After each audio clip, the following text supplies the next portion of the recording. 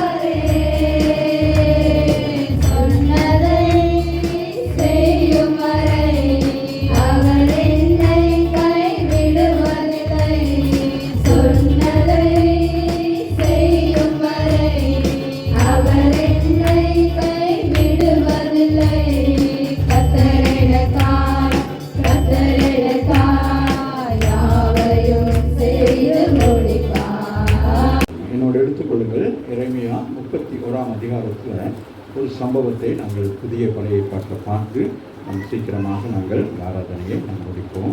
என்னோட எடுத்துக்கொள்ளுங்கள். எரேமியா 31:31. இதோ நாட்கள் வரும் என்று கர்த்தர் சொல்லுகிறார். அப்பொழுது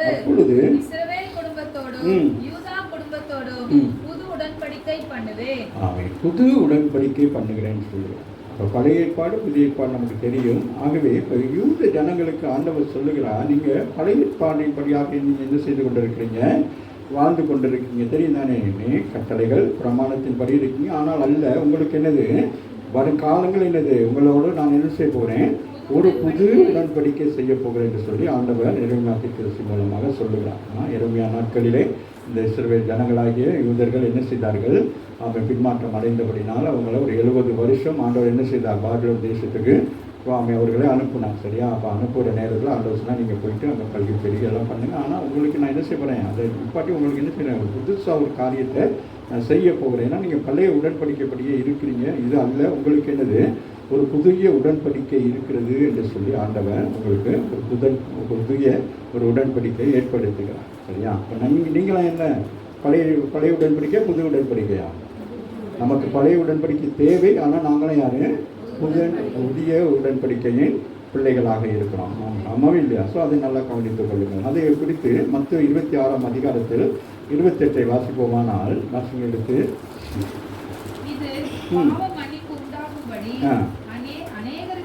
அநேகருக்காக சிந்தப்படுகிற ஆமென். இப்போ ஆண்டவராகிய இயேசு கிறிஸ்து கடைசியாக என்ன செய்கிறார், மேல் மாடியில் போயிட்டு தன்னுடைய சீசர்களோடு கூட உடன்படிக்கை பண்ணுகிறார். சரியா? அந்த உடன்படிக்கை தான் நாங்கள் இப்போ வாசிக்கிறோம். வாசினா அநேகருக்காக சிந்தப்படுகிற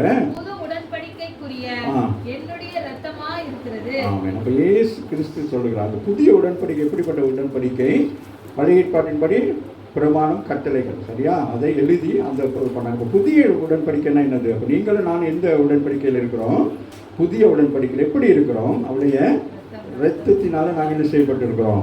புது உடன்படிக்கை இருக்கிறோம். அப்போ இந்த மத்தேயு 26ஆம் அதிகாரத்தில் தான் என்னது புது உடன்படிக்கை உண்டாகிறது. அது வரைக்கும் யூத ஜனங்கள் எப்படி இருந்தாங்க?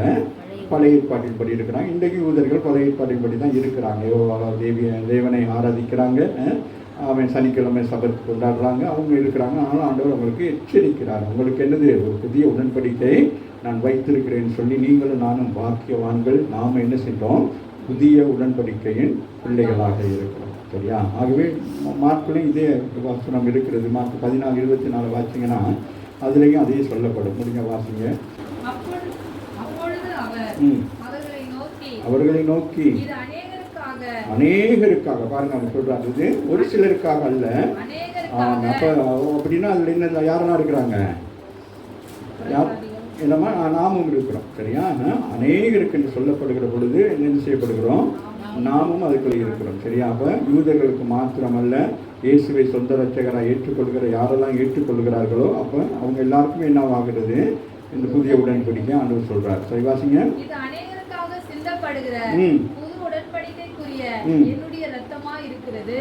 அது என்னவா இருக்குதான்? புதிய உடன்படிக்கையின் அடையாளமாக இருக்கிறது என்று சொல்லி அவர் என்ன செய்கிறார்? அப்போ பழைய உடன்படிக்கை என்ன செஞ்சார்? அதை இல்லாமல் மாற்றினார். சரியா? அப்போ இனி நீங்கள் என்ன செய்யக்கூடாது? பழைய ஏற்பாட்டின்படி என்னது? ஏன் பழைய உடன்படிக்கை என்னது? நியாயப்பிரமாணம் கட்டளை என்னது? சொல்லுங்க பார்ப்போம். பழி செலுத்தணும். பழி செலுத்தணும், பாவம் செய்யணும், பாவம் செய்வார்கள், பழி செலுத்துவார்கள். ஆகவே தான் ஆண்டவர் சொன்னார், இனி இந்த உடன்படிக்கை இது என்னது செல்லாது. நீங்கள் என்ன செய்றீங்க? உங்கள் எல்லாருக்காக வேண்டி நான் என்ன செஞ்சுட்டேன்? நான் என்ன செஞ்சுட்டேன்? ரத்தம் சிந்திட்டேன். அம்மாவே இல்லையா? மோசின் காலத்திலிருந்து அவன் அதிலிருந்து அந்த பாவம் செய்கிறவங்க என்ன செய்வாங்க? பழி செலுத்துவாங்க. அப்போ பஸ்கா பண்டிகை ஆகிய இயேசு கிறிஸ்து என்ன ஆகிட்டாரு? பலியானபடினால என்ன ஆயிட்டு ஆண்டவர் சொல்கிறார், இனிமேல் என்ன செய்யக்கூடாது? நீங்கள் பழி செலுத்தக்கூடாது அப்படின்னு சொல்லிட்டு. சரியா? ஸோ அதனால் அங்கே நாங்கள் மத்தேயு மூலமாகவும் மார்க் மூலமாகவும் நம்ம அறிந்து கொள்கிறோம். எரேமியா தீர்க்கதரிசி மூலம் சொல்லப்பட்ட அந்த உடன்படிக்கை என்னன்னு கேட்டால் இரத்தத்தினாலான உடன்படிக்கை, இரத்த சம்பந்தமான ஒரு உடன்படிக்கை. சரியா? அப்போ பழைய ஏற்பாட்டில் உள்ளது அது மாமிசத்தினால் எழுதப்பட்டது. அந்த தேவன் தான் எழுதினார். அது யாருக்கு எழுதினான்னு கேட்டால் இஸ்ரவேல் ஜனங்கள் எகிப்திலிருந்து புறப்பட்டு வருகிற பொழுது அவர்கள் பாவம் செய்யாதபடிக்கு தங்களை பாதுகாத்துக் கொள்ளும்படியாகவும், அதே நேரம் அவர்கள் என்ன செய்ய வேண்டும், வெறுமையாக இருக்கக்கூடாது. அந்த ஜனங்கள் என்ன செய்யக்கூடாது, அவன் வனாந்திரத்தில் பிரயாணம் பண்ணி கொண்டு வந்தாலும் இன்றைக்கும் சரி கர்த்தருடைய பிள்ளைகள் என்ன செய்ய வேண்டும், யாரும் வெறுமையாக இருக்கக்கூடாது. எல்லாரும் என்ன செய்ய வேண்டும், ஒரு தொழில் செய்ய வேண்டும். ஆண்டவருக்கு தொழில் செய்து வருமானம் வந்து அந்த வருமானத்திலே ஆண்டவருக்கு காணிக்கைகள் தசமபாகம் கொடுக்கணும். அது அவங்கள வனாந்திரத்தில் வருகிற பொழுது ஆண்டவர் என்ன செய்கிறார், அவர்களை ஊக்குவிக்கிறார். நீங்கள் என்ன செய்ய வேண்டும், நீங்கள் எதுக்கு ஆலயத்துக்குரிய காரியங்கள்லாம் செய்யணும்னா சும்மா வானத்திலிருந்து எது வரப்போகிறது இல்லை. அப்போ என்ன செய்யணும், பூமியிலே வரணும். நம்ம பூமியிலே மனுஷன் என்ன செய்ய வேண்டும், நம்ம என்ன செய்யணும், ஆதாம் பாவம் செய்தபடினாலே பூமி சபிக்கப்பட்டு போயிட்டு அந்த சாபத்திலிருந்து மீட்கப்படி தான் இயேசு நமக்கு வந்தார். இல்லையா? ஸோ அந்த சாபத்திலிருந்து நம்ம மீட்கப்படுகிறதுக்காக தான் ஆண்டவராகிய தேவன் என்ன செய்தார், இஸ்ரவேல் ஜனங்களுக்கு இந்த பிரமாணத்தை கட்டளையை கொடுத்தார். அப்போ நீங்கள் என்ன செய்யக்கூடாது, பாவம் செய்யக்கூடாது. அப்படி பாவம் செஞ்சிட்டிங்கன்னா என்ன செய்யணும், அதுக்கு நீங்கள் ஒரு பலியை செலுத்த வேண்டும் அப்படின்னு சொல்லி. ரெண்டாவது என்ன செய்கிறார், நீங்கள் என்ன செய்றீங்க, ஆண்டவருக்கு என்ன செய்ய வேண்டும், காணிக்கைகள் கொண்டு வர வேண்டும். அப்படின்னு அந்த எல்லா காரியத்தையும் அவர் அவங்களுக்கு என்ன சொல்லி, அதனால நம்ம யாருமே சொல்லக்கூடாது எங்களுக்கு பழைய ஏற்பாடு வேணும், பழைய ஏற்பாட்டின் உடன்படிக்கை தான் எங்களுக்கு வேணாம்னு சொல்லக்கூடாது. ஏன்னா 10 கட்டளைகள் நமக்கு பிரயோசனம். சரியா? அந்த 10 கட்டளைகள் தான் என்னது, பழைய ஏற்பாட்டில் உள்ளவங்களுக்கு புதிய ஏற்பாட்டில் உள்ளவங்களுக்கும் அது நமக்கு மிக உதாரணத்துவமாக எழுதப்பட்டிருக்கிறது. சரியாக இதை குறித்து நாங்கள் 1 கொரிந்தியர் 10ஆம் அதிகாரத்தில் 16 வாசிக்குமாக, நாம் ஆசீர்வதிக்கிற ஆசீர்வாதத்தின் பாத்திரம் கிறிஸ்துவினுடைய இரத்தத்தின் ஐக்கியமாய் இருக்கிறதல்லவா. அப்ப சொல்லுகிறாங்க இந்த உடன்படிக்கை என்ன உடன்படிக்கையா, வாசிங்க. நாம் ஆசீர்வதிக்க ஆசீர்வாதத்தின் பாத்திரம். ஆமா, நம்ம ஆசீர்வதிக்கிற ஆசீர்வாதத்தின் பாத்திரம் கிறிஸ்துவினுடைய.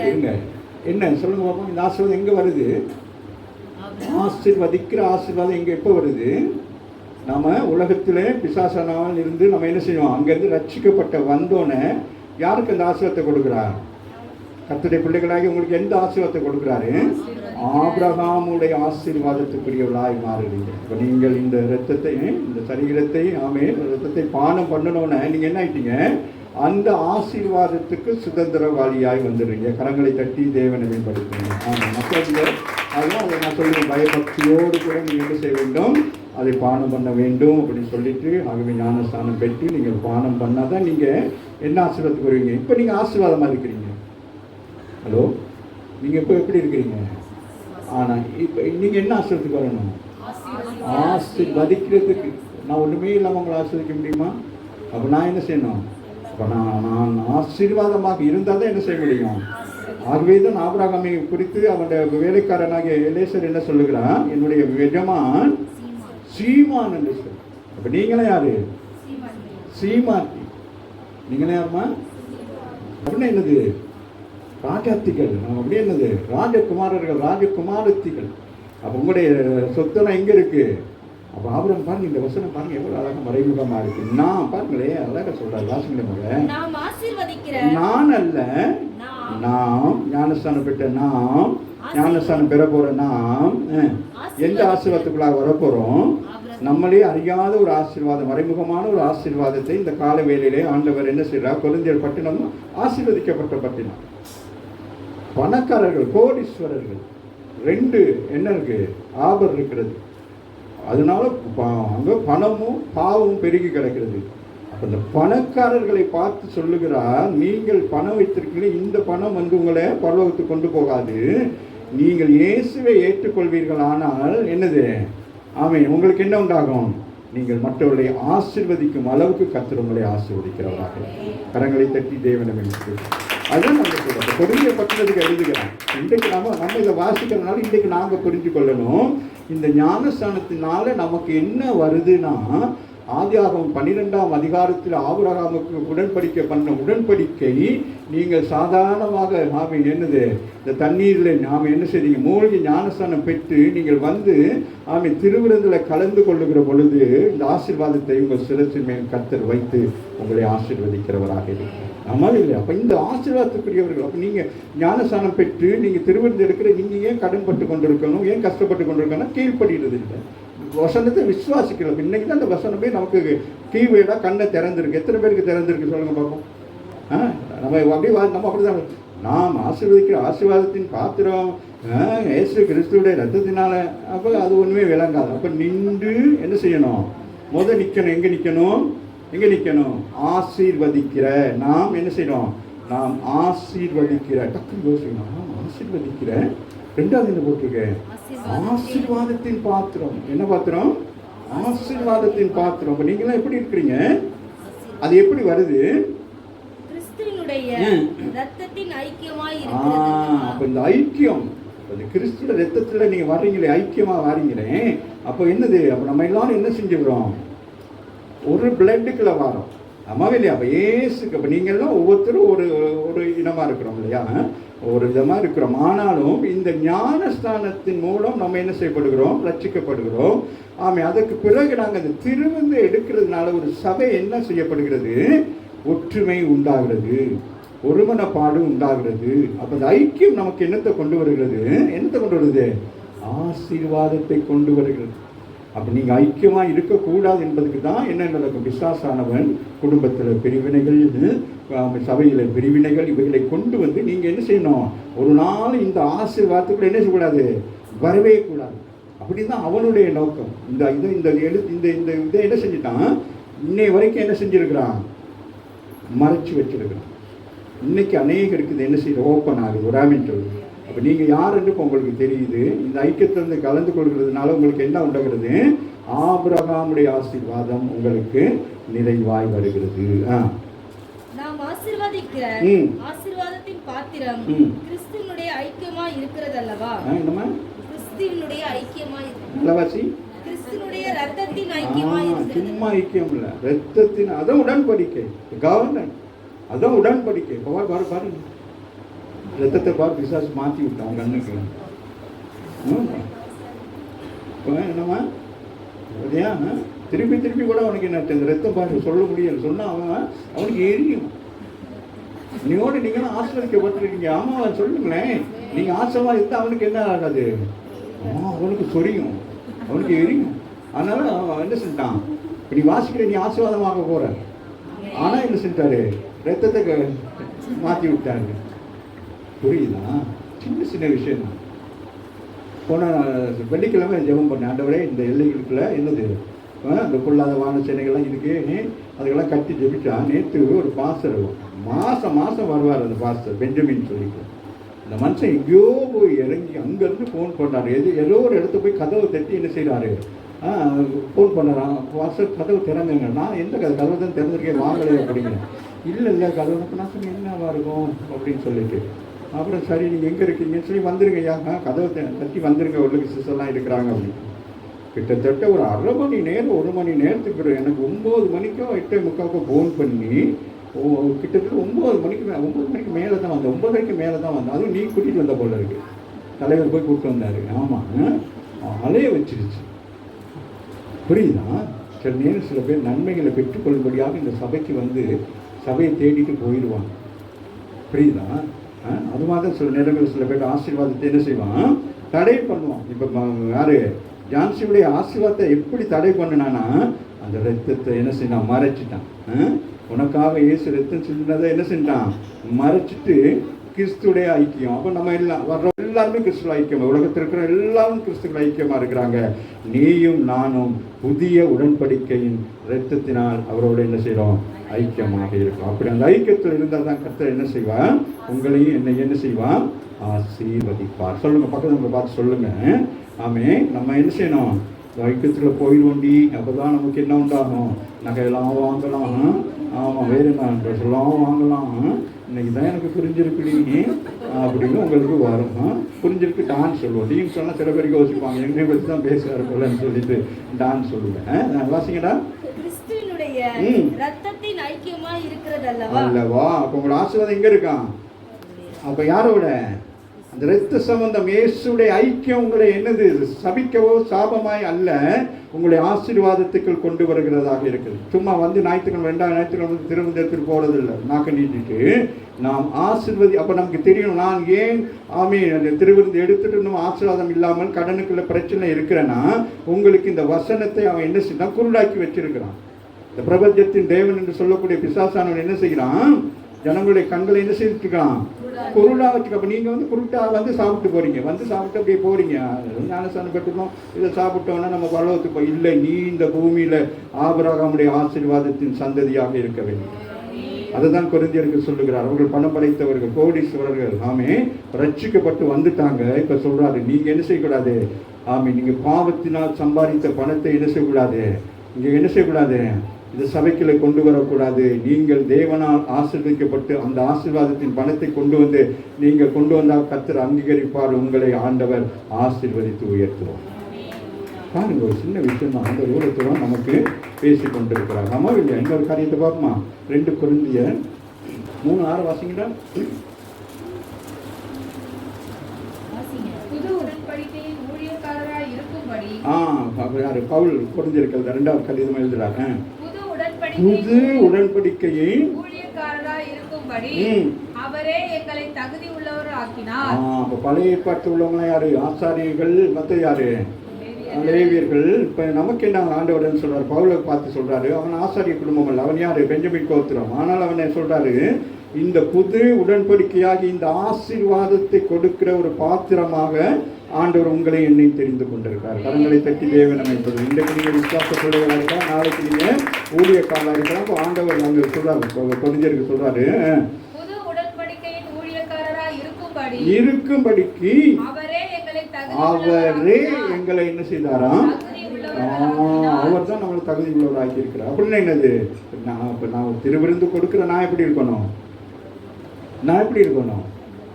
நான் ஆசீர்வாதமாக இருக்கிறேன். ஆமாம் இல்லையா? இப்போ நான் ஆசீர்வாதத்தின் பாத்திரமாக இருந்தால் தான் நான் என்ன செய்ய முடியும்?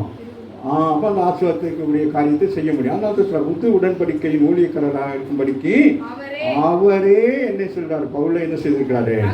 தகுதி. நமக்கு தகுதி எங்க இருக்கு? ஆண்டவரிடத்தில். ஆமாவே இல்லையா? நம்ம வந்து நம்மளா ஊழியத்தை செய்யணும் அப்படின்னு இருக்கக்கூடாது. அவர் நமக்கு தகுதியை கொடுத்திருக்கிறார். வாசிடா. அந்த உடன்படிக்கை எழுத்திற்குரியதாய் இராமல் ஆவிக்குரியதாய் இருக்கிறது. எழுத்து கொல்லுகிறது. எழுத்து என்ன செய்கிறது? பிரமாணம் கொல்லுகிறது. ஆவி என்ன செய்யுது? உயிர்ப்பிக்கிறது. ஆகவே நீங்கள் என்ன செய்யப்படுகிறீங்க? அப்ப பழைய ஏற்பாட்டின்படி அது என்ன செய்யுது? பிரமாணம் என்ன செய்யுது? பிரமாணத்தை கடைபிடிக்க முடியாது. புரியுறதா? பிரமாணம் என்ன செய்யும்?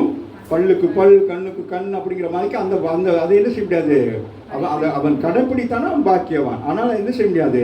கடைபிடிக்க முடியாது. அது ஏதோ ஒரு விஷயத்துல என்ன செய்யணும்?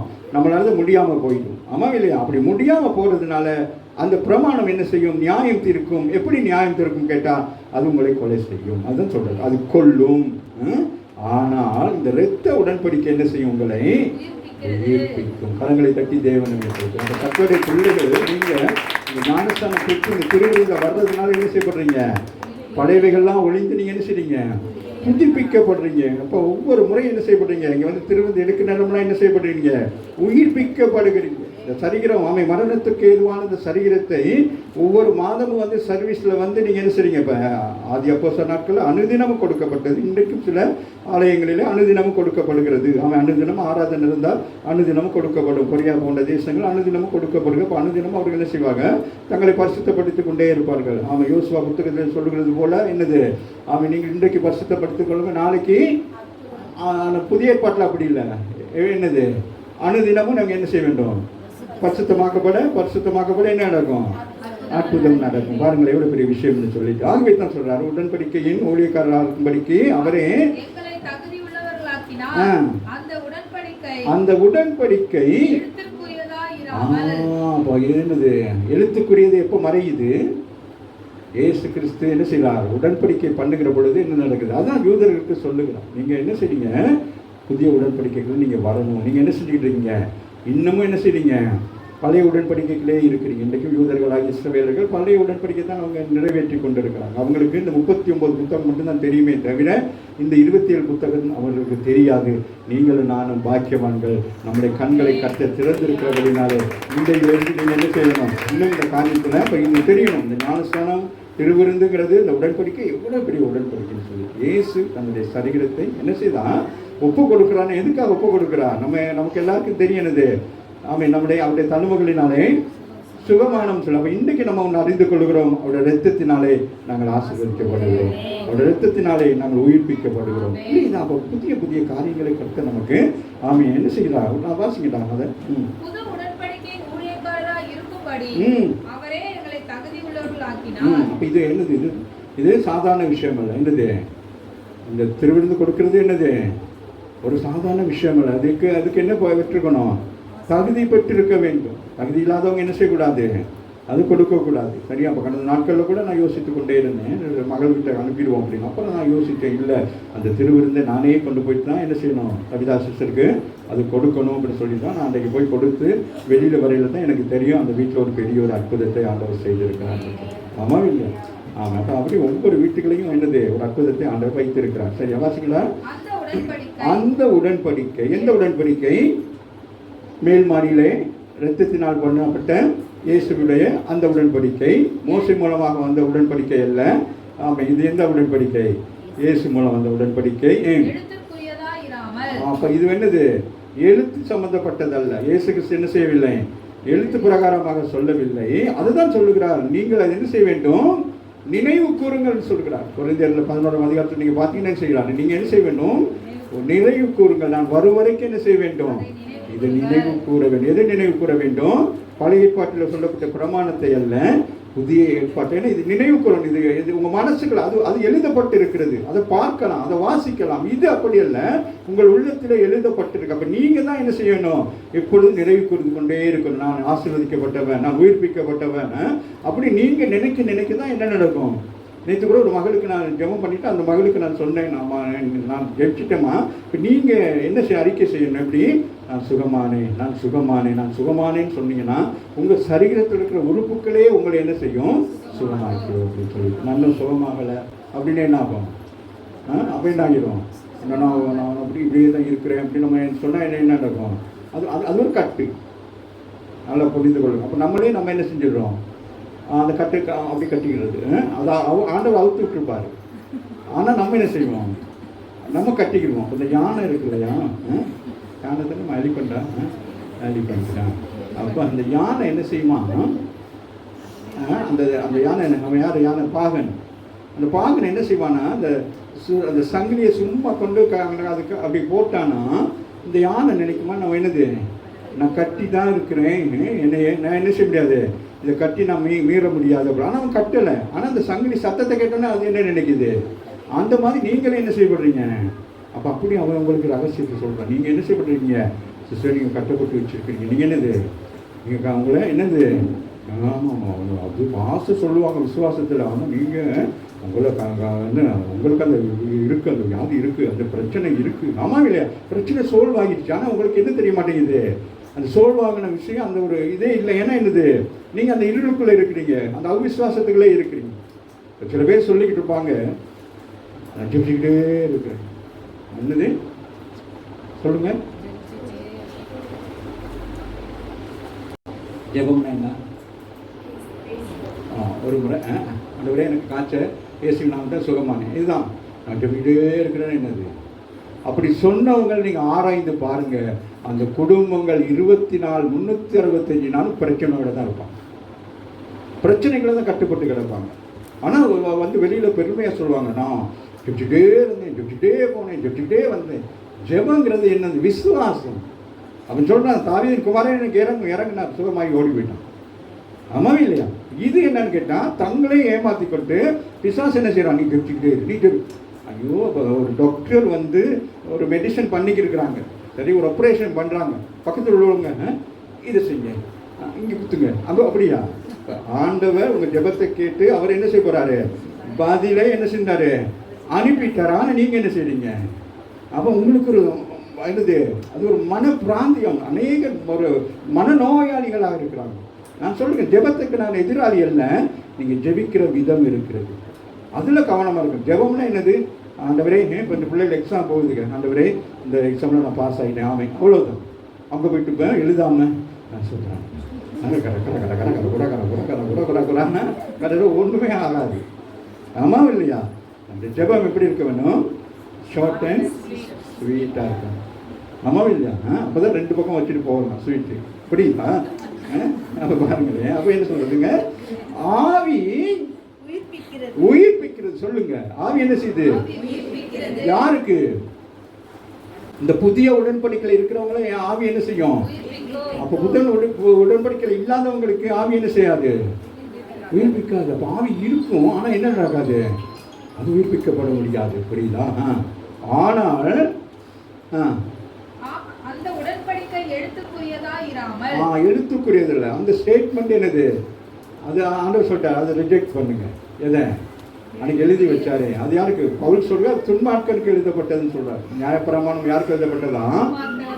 ரோமருக்கு எழுதப்பட்டது சொல்றார். மெயின் அது அது அந்த பிரமாணம் இல்லைன்னா நமக்கு பாவம்னா என்னன்னு தெரியாது, அதனால அது எழுதப்பட்டிருக்குன்னு சொல்லிட்டு. ஆனால் என்ன நடக்குது? நான் சொல்லுகிறேன், உலகத்தின் பிரகாரமாகவும் ஏதோ ஒரு சட்டம் உலகத்திலே வருமானால் அந்த சட்டம் பிரகடனப்படுத்தின உடனே அந்த சட்டத்துக்குரிய காரியம் தேசத்துக்குள்ளே வரும்.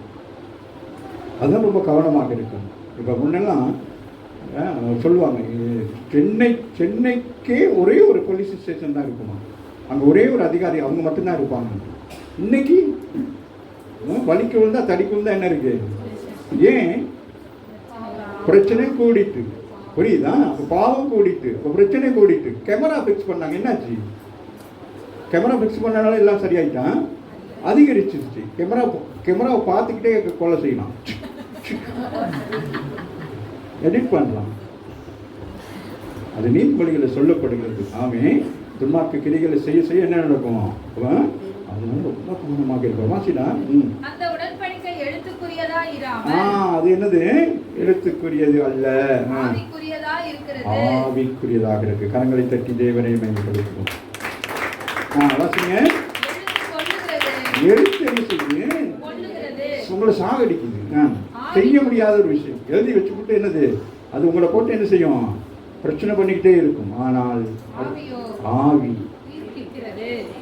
பரிசுத்த ஆவி, உங்களுக்கு இருக்கிற பரிசுத்த ஆவியானவன் உயிர்ப்பித்து கொண்டே இருப்பான், நினைப்பூட்டி கொண்டே இருப்பான். நீ தவறு செய்கிற பொழுது நினைப்பூட்டி கொண்டிருப்பான். நீ ஆசீர்வாதத்துக்குள்ளவன். என்னது? நீ ஆசீர்வதிக்கும்படி உன்னை ஆண்டவர் ஆசீர்வதித்திருக்கார். ஆகவே நீ தவறு செய்தால் அந்த ஆசீர்வாதத்தை நீ இழந்து போவான்னு சொல்லிட்டு அது நமக்கு ரிமைன் கொடுத்து கொண்டே இருக்கும். பரிசுத்தாவினா அது சும்மா நின்று குதிச்சுட்டு பப்பங்கிறது அல்ல. உங்களை என்ன செய்யும்? நீ தவறான வழியில போற நேரம் இந்த உடன்படிக்கை நீ மீறுகிற பொழுது அது உன்னை உயிர்ப்பித்து கொண்டே இருக்கும். இந்த பாவம் உங்களை மீறுகிற பொழுது, மாமிசம் உங்களை மீறுகிற பொழுது ஆவி என்ன செய்யும்? அது உற்சாகமாக இருந்து உங்களை என்ன செய்யும்? உயிர்ப்பித்து கொண்டே இருக்கும். கரங்களை தட்டி தேவனை மேம்படுத்தும்.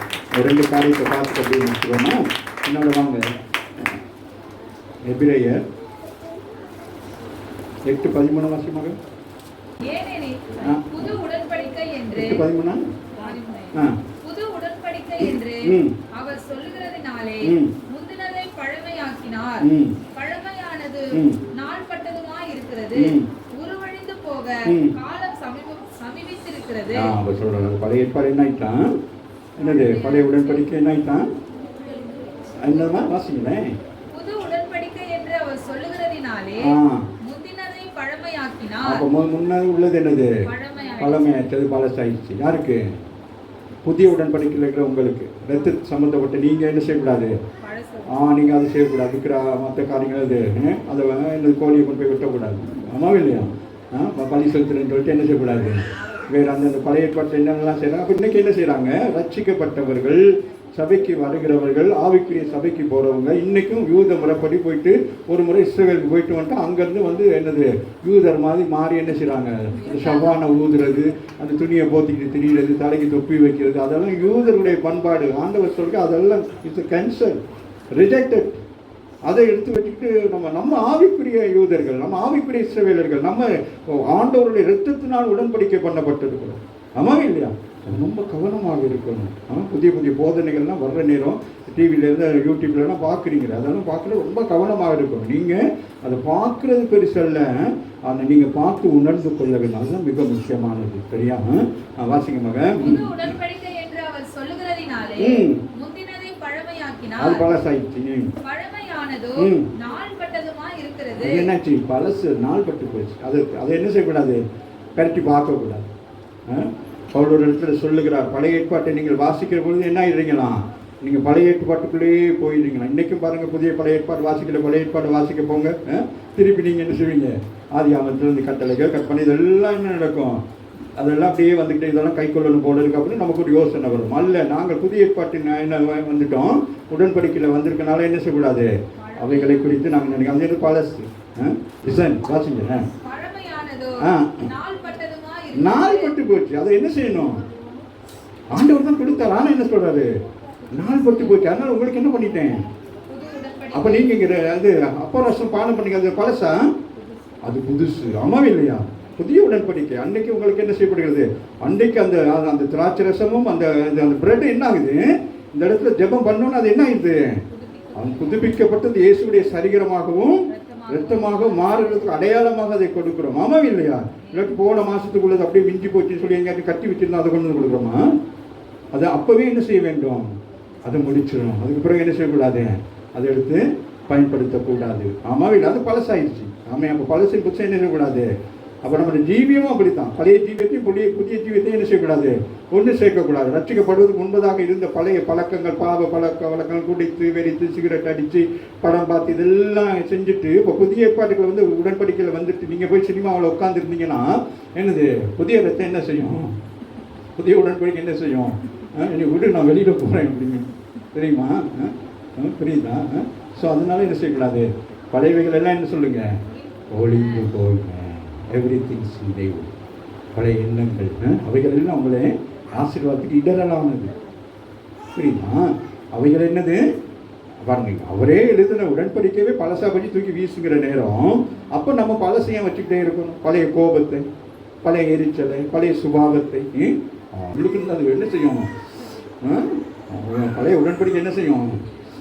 ஏன் பழைய உடன்படிக்கை என்ன செய்யலாம், நான் சொன்ன இப்படி ஆண்டவரை மன்னிங்கன்னு ஆண்டவர் என்ன செய்வாருங்க, சரி 70 முறை என்ன செய்வாராம், நமக்கு அது இல்லை, கவனமாக இருக்க வேண்டும்.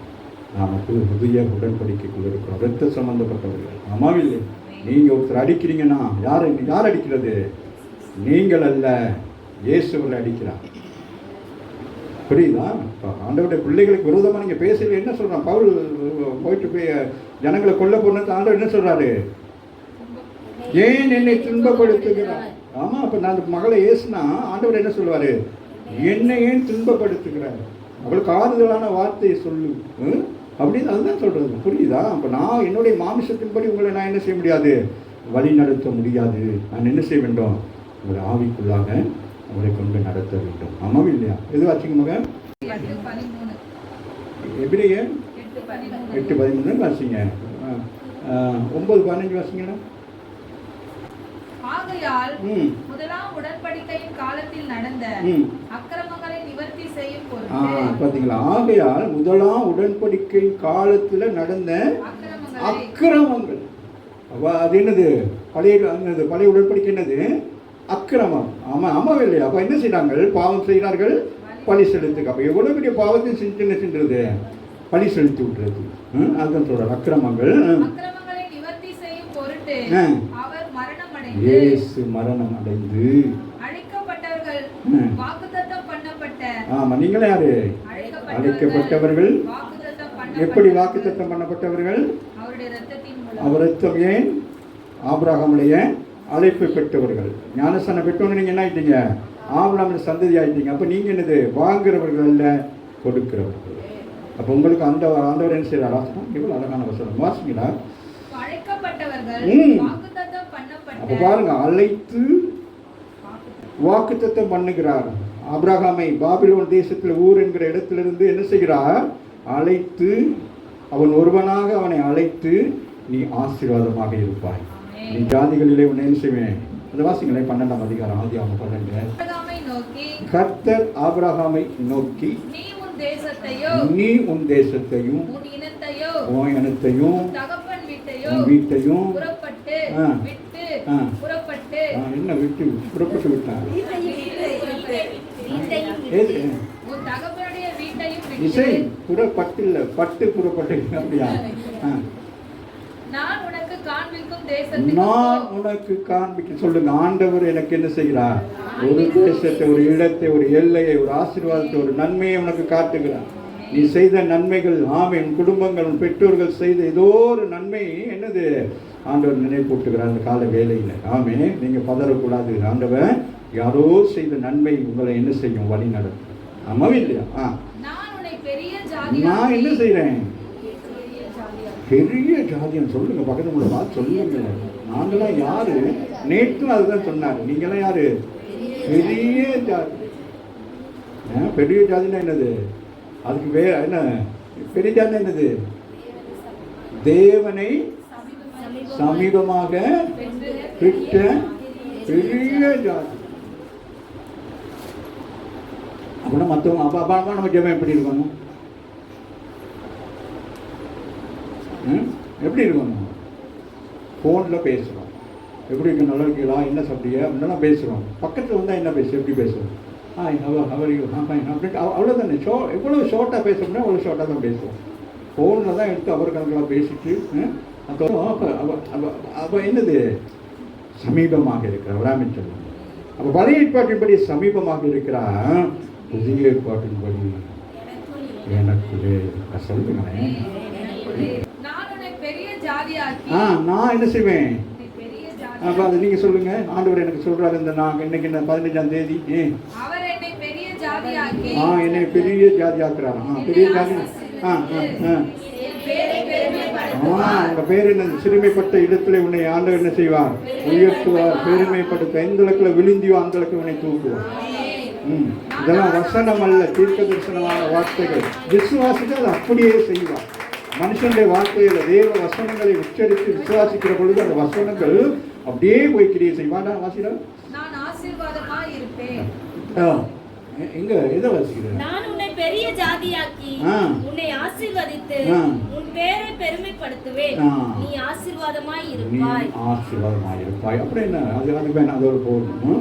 அது மற்றது வேணாம். அதுதான் நம்ம நிறைய பேர் செய்யறது. சரி, அப்ப இங்க வந்துருங்கடா. அழைக்கப்பட்டவர்கள் எதுவா? 15. ஆகையால் முதலாம் உடன்படிக்கையின் காலத்தில் நடந்த அக்கிரமங்களை நிவர்த்தி செய்யும் பொருட்டு அவர் மரணம் அடைந்து. அக்கிரமம் அது எது? யாரு? இஸ்ரவேல் ஜனங்கள் எப்படிப்பட்டவங்க இருந்தாங்க? அக்கிரமம் செஞ்சாங்க. என்னது? அவர் பரீட்சை பார்த்தார்கள். வேற என்ன செஞ்சாங்க? எல்லாம் கொடுத்து கூட என்ன செஞ்சாங்க? அதுக்கு நம்ம கையில் பைபிள் இருக்கு. ஆனால் நம்ம என்ன செய்கிறோம்?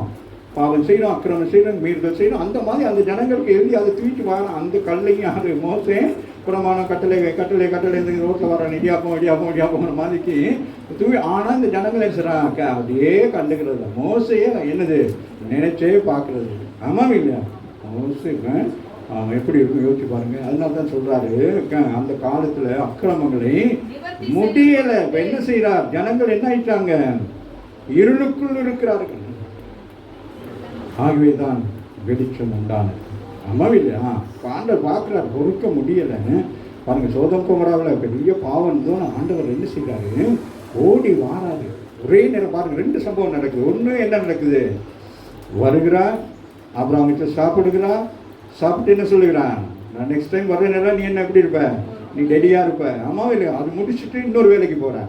இன்னொரு வேலைக்கு போகிற நேரம் நின்றுக்கிட்டே இருக்கிறார். ஆண்டவர் என்ன இதை பேசுகிறோம்? நல்ல குட் நியூஸ் சொல்லிட்டோமே, இப்போ எப்படி நான் இந்த பேட் நியூஸை சொல்கிறது? என்ன நான் செய்யாத ஒரு காரியத்தை நான் எப்படி சொல்கிறது? ஏன்னா நம்ம ஆண்டவர் அழிவுக்குள்ளவர் அல்ல. அவர் என்னது? உற்பத்தி செய்ய உருவாக்குகிறவர். ஆமாவும் இல்லை? அவர் யாரையும் அழிக்க விரும்புகிறவர். ஆனால் இவர்களுடைய பாவம் பெருகிருந்தபடினால ஆண்டவர் என்ன செய்கிறாரு? அப்படியே நிற்கிறார். ஆபிரகாமும் என்ன செய்கிறாரு? எங்கே போய் நிற்கிறாரு? அப்போ கேட்குறாரு, நான் சொல்கிறாரு, ஆபிரகாம் நான் ஒரு ஐடியான்னு வச்சுருக்கிறேன். என்னது? இந்த ஜனங்களுடைய பாவம். ஏன்னா பயங்கரமான பாவம். இந்த பாவம் சோதம் குமாரனுடைய பாவம் என்னது? பயங்கரமான பாவம். அதனால ஆண்டவர் என்ன சொல்கிறாரு? அதை அழிக்கலாம் யோசிக்கிறேன் அப்படின்னு சொல்லி. அப்போதான் அவர் என்ன செய்கிறார்? அந்த ஜனங்களுக்காக பரிந்து பேசுகிறார். அம்மாவே இல்லையா? வாசிட்டீங்க. அழைக்கப்பட்டவர்கள் வாக்குத்தத்தம் பண்ணப்பட்ட நித்திய சுதந்திரத்தை அடைந்து கொள்வதற்காக புது உடன்படிக்கையின் மத்தியஸ்தராய் இருக்கிறார். யாரு? இயேசு. கடந்த நாட்கள் பார்த்தோம் மத்தியஸ்தர்கள் யார் யாரு? பழைய ஏற்பாட்டில் மோசே, எலியா. அவங்க யார்? 2 பேரும் பழைய ஏற்பாட்டின் மத்தியஸ்தர்கள், பிரதிநிதிகள், மத்தியஸ்தர்கள் தான். அப்போ புதிய ஏற்பாட்டுக்கு யார் வந்தா? இப்போ நமக்கெல்லாம் யார் மத்தியஸ்தர்? அப்போ நம்மளுடைய பிரச்சனை யார்கிட்ட கொண்டு போகணும்? எலியாக்கிட்ட, மோசைக்கிட்ட. அவர்கள் எப்படி நியாயம் தீர்ப்பார்கள்? பிரமாணத்தின்படி.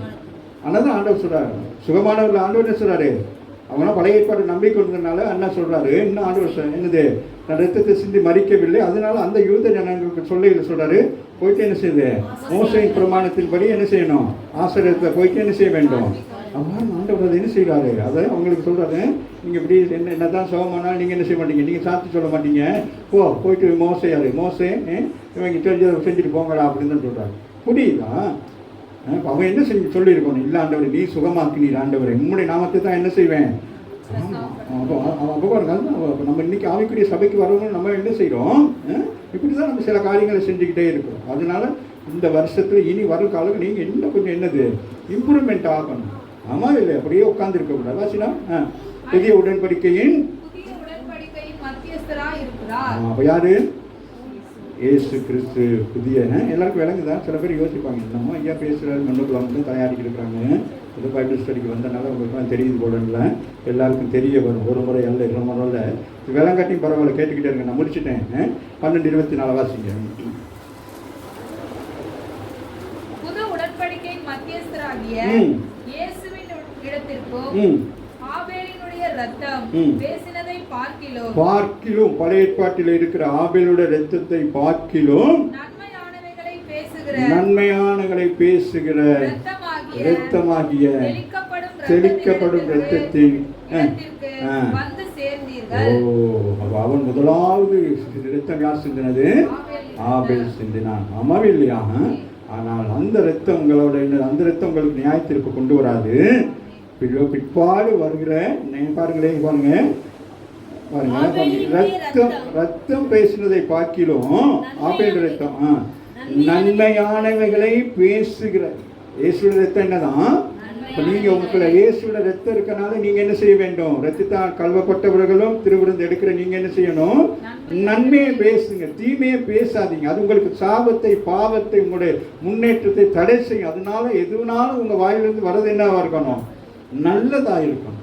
யாரையும் பார்த்தேன்னு சொல்லணும், ஏன் பெஞ்சு போய் கிடக்குறீங்க 2 கிலோ அப்படியே போயிடும்.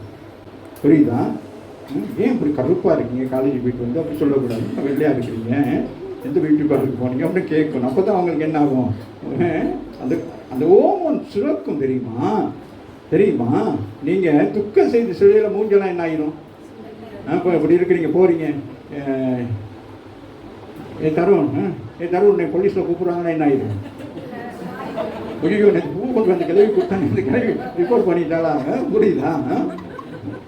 அதே நேரம் என்னது, யாராச்சும் ஒரு ஃப்ரெண்டு ஃபோன் அடிக்கிற மாதிரி, அன்றைக்கி இப்போ இது முடிஞ்சோன்னா வா நம்ம போயிட்டு இந்த ஸ்டாரில் போயிட்டு ஃப்ரைட் ரைஸ் சாப்பிடணும்னு, மலையிலையும் முகம் சூரியனை போல இருக்கும். இந்த சரீரத்தை கர்த்தர் அப்படி தான் உண்டாக்கியிருக்கிறார்.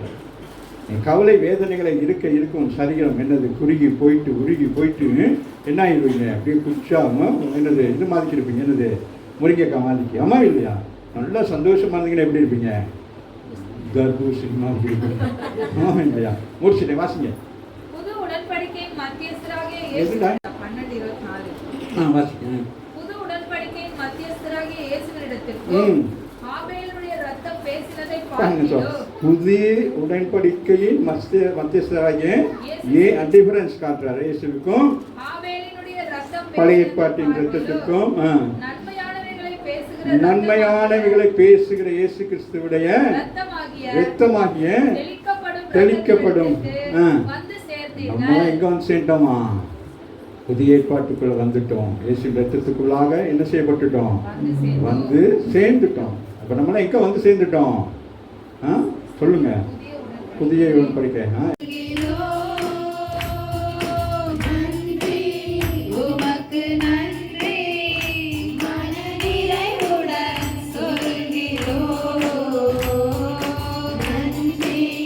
Over